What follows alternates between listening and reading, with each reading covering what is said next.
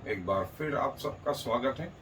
और जैसा कि हम जो है पवित्र आत्मा के परफेक्टनेस को जो है देखते जा रहे हैं, और हमने बहुत सारे जो हैं उस विषय में जो है अलग अलग हिस्सों को देखा। और एक और महत्वपूर्ण हिस्सा जो है हम देखने जा रहे हैं, स्पिरिचुअल मैच्योरिटी में एक शब्द है, वह है इंक्यूबेशन पीरियड या सेतने का पीरियड। जैसे एक मुर्गी अपने अंडों को सेती है और करीब 3 हफ्ते के बाद उसमें चूजे निकलते हैं। एक मनुष्य की गर्भावस्था 9 महीने की रहती है, हाथी की गर्भावस्था करीब 18 महीने की रहती है। और ऐसा कहा जाता है कि जिसकी गर्भावस्था ज्यादा रहेगी वो ज्यादा उम्र का रहेगा, ज्यादा उम्र का रहेगा। सो ये प्रिंसिपल जो है आत्मिक रीति से भी जो सहना है, जिसको अंग्रेजी में इंक्यूबेशन पीरियड बोलते हैं, तो स्पिरिचुअल इंक्यूबेशन पीरियड मतलब वो समय है जो आप परमेश्वर के साथ व्यतीत करते हैं, पवित्र आत्मा के साथ व्यतीत करते हैं, जो पुत्र के साथ व्यतीत करते हैं। और बाइबल उदाहरणों से भरी पड़ी है जो है, और वो हम देखना चाहते हैं। कई लोग जो है जैसे प्रभु को आज ग्रहण करा तो सोचते हैं कि अगले हफ्ते से वे प्रचार करने निकल जाएं, वे जो है दूसरी चीज करने लग जाएं। वो एक इमेच्योरिटी होगी, वो एक अपरिपक्वता होगी। और इवन हमारा प्रभु स्वयं पृथ्वी पर प्रभु होकर के जो वो वचन था, वचन उसको जो है पैदाइश से उसके अंदर भरा पड़ा था। 12 वर्ष की उम्र में वो बुजुर्गों के साथ में, मंदिर के लीडरों के साथ में जो है परमेश्वर के वचन के विषय में बात कर रहा था, 12 साल का बच्चा।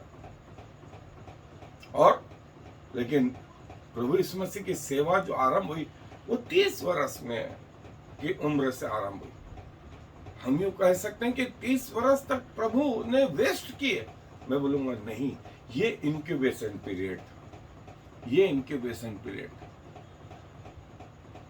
यूहन्ना बपतिस्मा दाता भी करीब 30 साल तक, ऐसा बोलते हैं, वो करीब 20 वर्ष का हुआ। उसके बाद जंगलों में गया और जंगलों में अगले 10 साल परमेश्वर के साथ बिताया और फिर सेवा में आया। पौलुस जो है वो जो है अपने विषय में कहता है, गमलीएल के चरणों में ऑलरेडी वो शिक्षा पा चुका था, लेकिन जब प्रभु ने उसको दर्शन दिया उसके बाद वो 3 वर्ष, फिर 14 वर्ष, ऐसे 3 और 14 करीब 17 वर्ष और प्रभु में बढ़ता गया। और फिर उसके बाद वो सुसमाचार के लिए निकला। मैं आपको सर्जरी की एक बात बताऊं, जब हम लोग पोस्ट ग्रेजुएशन कर रहे थे तो उसके बाद जो बॉस थे उन्होंने कहा कि आप एमएस हो गए हैं, मास्टर ऑफ सर्जरी हो गए हैं, इसका मतलब ये नहीं कि आपको सर्जरी आ गई, डिग्री मिल गई है। अगले 5 साल डायमेंशन ऑफ सर्जरी सीखना, सर्जरी के बहुत सारे आयाम देखना, अलग अलग प्रकार के सर्जरी सीखना। फिर उसके अगले 5 साल ये सीखना कि जो सर्जरी से कॉम्प्लिकेशंस उत्पन्न हो जाते हैं उनको कैसे डील करें, कैसे डील करें, कैसे उनसे निपटें। फिर उसके अगले 5 साल ये देखना कि कहाँ हाँ बोले और कहाँ ना बोले, क्या सबको हाँ बोले, क्या सबको ना बोले। So decision making power. सो एक अच्छा सर्जन बनने में करीब 15 साल का समय डिग्री के बाद, वैसे ही प्रभु के वचन में भी हर क्षेत्र में जो आप प्रभु के साथ समय बिताते हैं वो इंक्यूबेशन पीरियड है। और मैं आपके लिए 2-3 जगहों से पढ़ रहा हूं, जल्दी से मेरे साथ निकालें। लूका रचित सुसमाचार पहला अध्याय 80 आयत। लूका रचित सुसमाचार पहला अध्याय उसकी 80 आयत में लिखा, और बालक बढ़ता और आत्मा में बलवंत होता गया और इजराइल पर प्रकट होने के दिन तक जंगलों में रहा। ये यूहन्ना बपतिस्मा दाता है। और फिर प्रभु यीशु मसीह के लिए दूसरा अध्याय 40वें आयत, और बालक बढ़ता और बलवंत होता और बुद्धि से परिपूर्ण होता गया और परमेश्वर का अनुग्रह उस पर था। देखिए, प्रभु यीशु मसीह के लिए आया, बालक बढ़ता नंबर 1, बलवंत होता नंबर 2, नंबर 3 बुद्धि से परिपूर्ण होता गया, और नंबर 4 जो था वो परिपूर्ण शब्द था। नंबर 5 था परमेश्वर का अनुग्रह उस पर था। और इसी अध्याय की 52वीं आयत में लिखा है, यीशु बुद्धि और डीलडोल में परमेश्वर और मनुष्य के अनुग्रह में बढ़ता गया। फिर से 4 बार, यीशु बुद्धि और डीलडोल में और परमेश्वर और मनुष्य दोनों के अनुग्रह में बढ़ता गया। ये है परमेश्वर जो पृथ्वी पर हमें ये सिखाते हैं। और जो पौलुस के लिए, जैसा मैंने कहा, गलातियों की पुस्तक उसका पहला अध्याय और उसकी 16 और 17 आयत पढ़ रहा हूं, और दूसरे अध्याय की पहली आयत, गलातियों की पत्री उसका पहला अध्याय 16 और 17 पद में यह लिखा है, जब इच्छा हुई कि मुझ में अपने पुत्र को प्रकट करे कि मैं अन्य जातियों में उसका सुसमाचार सुनाऊं, तो न मैंने मांस और लहू से सलाह ली और न यरूशलेम को उनके पास गया जो मुझसे पहले प्रेरित थे, पर तुरंत अरब को चला गया और वहां से दमिश्क को लौट गया। फिर 3 बरस बाद में कैफा से भेंट करने के लिए यरूशलेम को गया। 3 बरस बाद। और फिर दूसरे अध्याय की पहली आयत, 14 वर्ष के बाद में बरनबास के साथ फिर यरूशलेम को गया और तीतुस को भी साथ ले गया। 3 बरस, 14 बरस, 17 बरस प्रभु के साथ साथ चलते हुए पौलुस को गए, ऑलरेडी जो शिक्षा पाया हुआ है। और वैसे ही चेलों के साथ में, चेलों को प्रभु यीशु मसीह ने अपने साथ 3.5 साल तक की एक प्रकार से ट्रेनिंग दी, और ये 3.5 साल के बाद में इस लायक हुए कि प्रभु के सुसमाचार को सिखाए। सो ये इंक्यूबेशन पीरियड एक महत्वपूर्ण सब्जेक्ट है जो हमारे आत्मिक परिपक्वता के लिए बहुत आवश्यक है।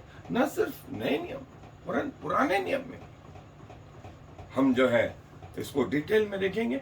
आए मेरे साथ अध्ययन। सो स्पिरिचुअल इंक्यूबेशन पीरियड, यह सहने का जो समय है, और विशेष करके जो समय आप पिता, पुत्र और पवित्र आत्मा के साथ गुजार रहे हैं, ये एक दिन, एक सप्ताह, फिर वर्ष और फिर जीवन भर।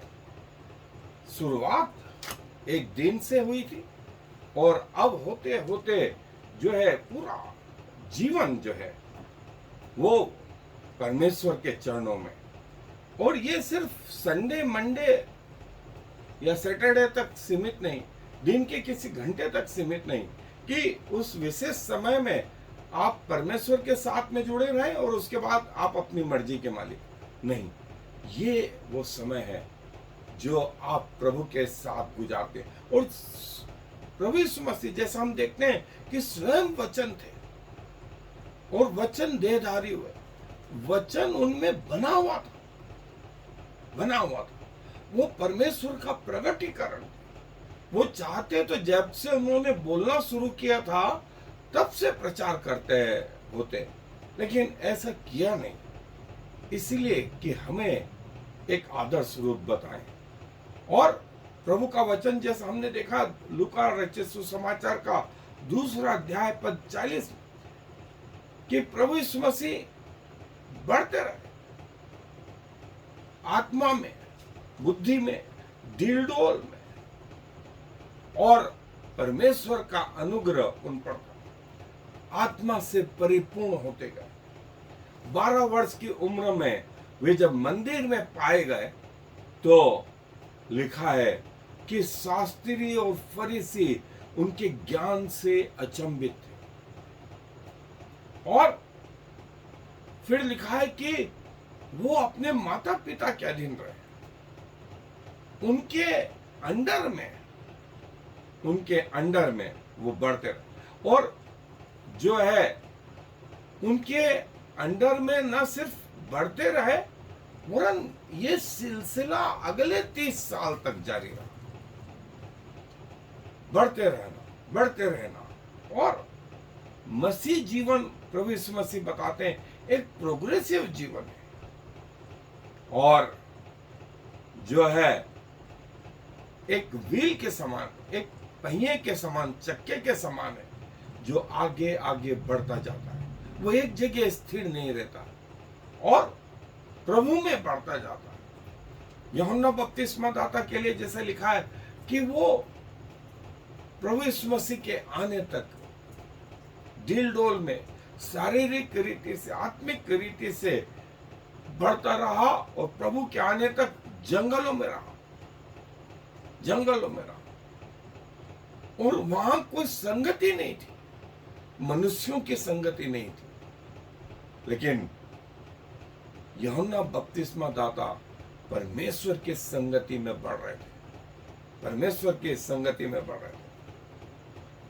और जो है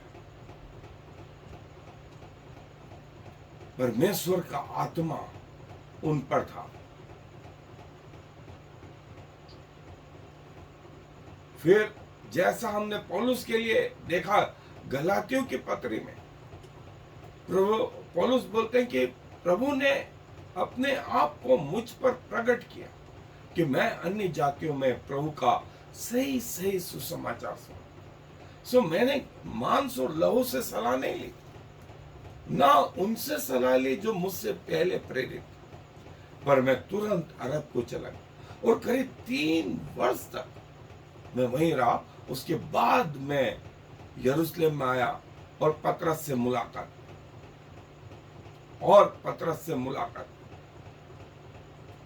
3 साल।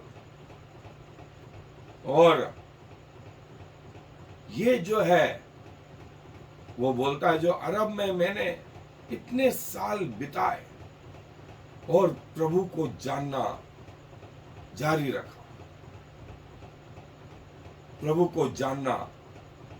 रखा,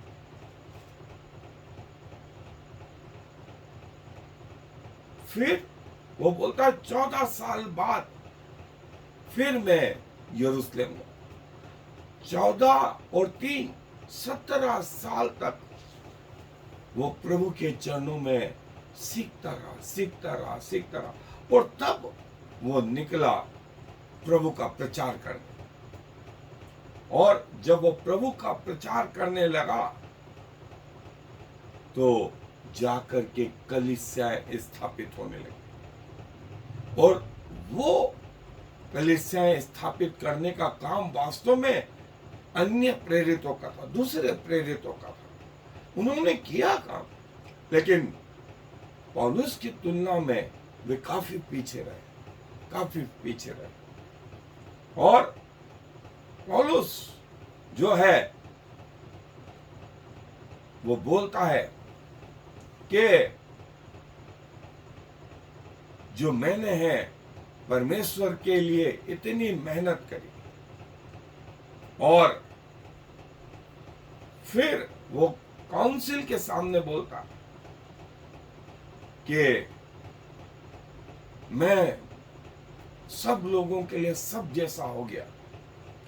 और अग्रिप्पा ने उसको कहा कि पौलुस, बहुत ज्ञान ने तुझे जो है पागल बना दिया। पौलुस ने कहा, नहीं, मैं पागल नहीं हूं, मैं पागल हूं तो प्रभु के प्रति।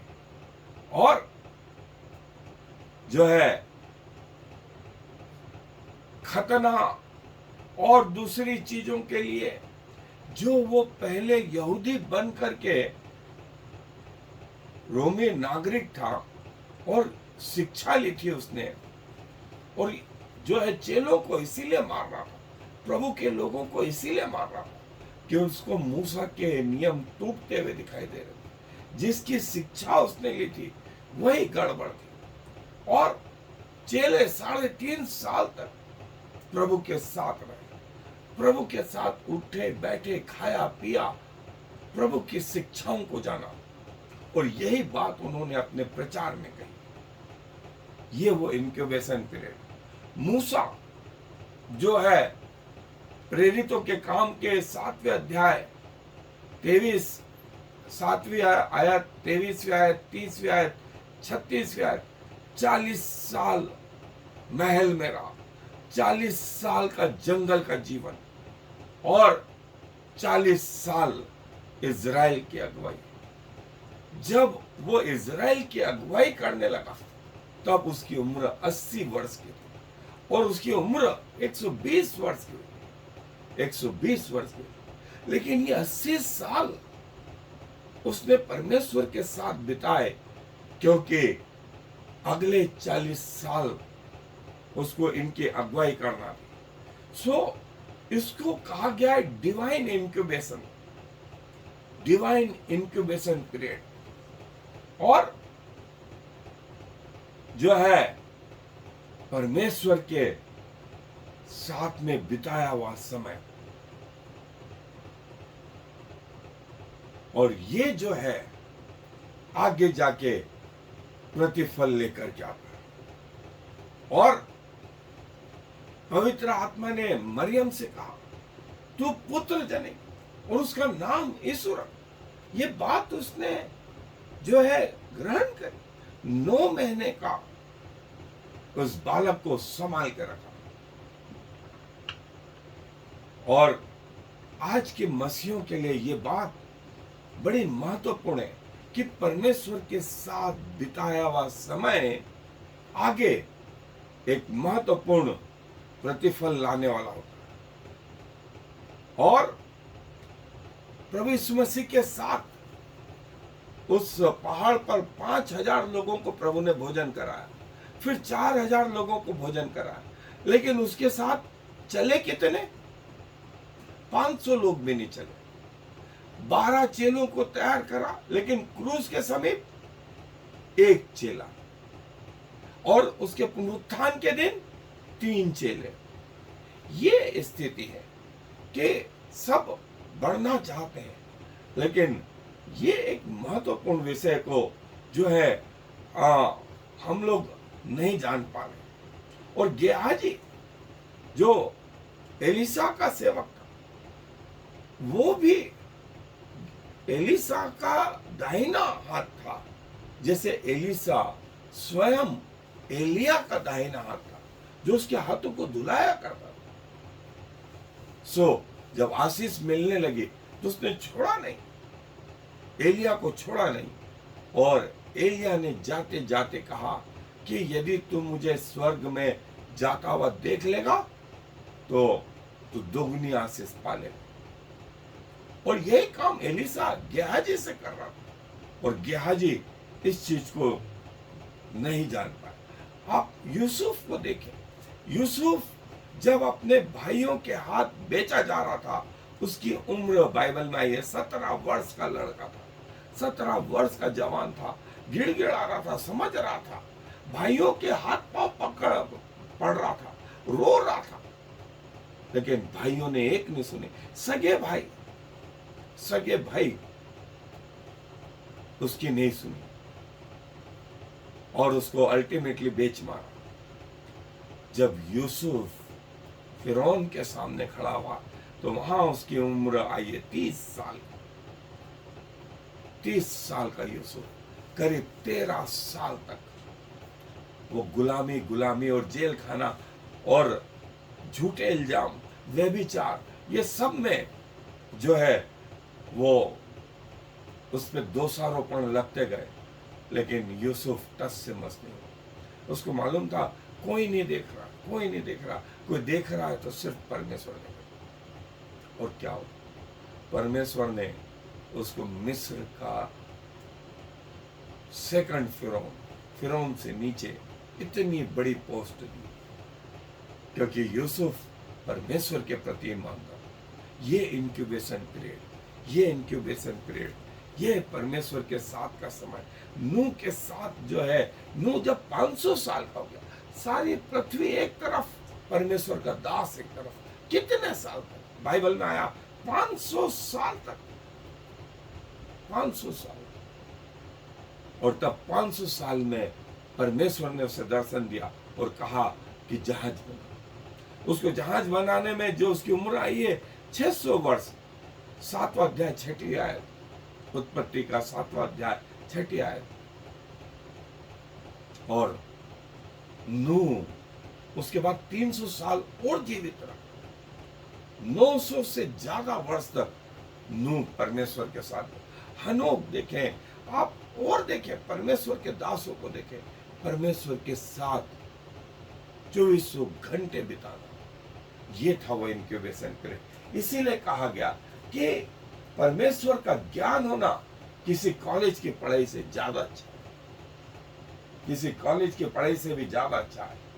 सो इस समय को जो है आप और मैं परमेश्वर के साथ बिताए।